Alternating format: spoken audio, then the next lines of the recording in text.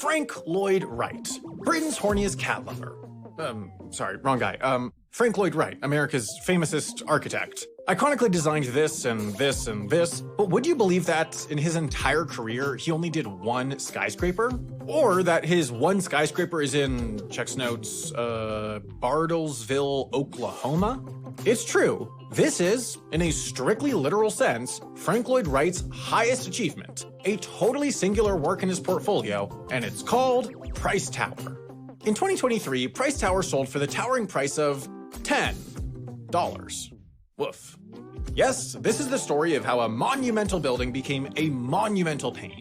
Too nice to be destroyed, but also too nice for anyone to afford taken care of. And it starts, depending on how you count it, 100 years ago. Welcome to the 1920s. I'm slinging hooch and betting the house on our amazing stock market.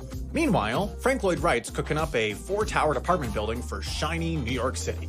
But uh-oh, both of us just got some bad news. First, the whiskey I've been slinging's just rotten apple juice. And second, the stock market crashed. There's not enough money to build much anymore, and Frank's towers get scrapped. It's the second time this decade our guys had a skyscraper fall through. In 1924, he proposed a skyscraper for the National Life Insurance Company in Chicago that flopped too. He's pretty disappointed, even though he would later, when speaking of Bartlesville, call bigger cities, quote, out of date and, quote, overcrowded architectural pig piles. Which sort of seems like trying out for varsity, getting on JV, and then telling everyone that the varsity team is actually really toxic and you'd rather be the star on JV than warming the bench for a team that doesn't appreciate you.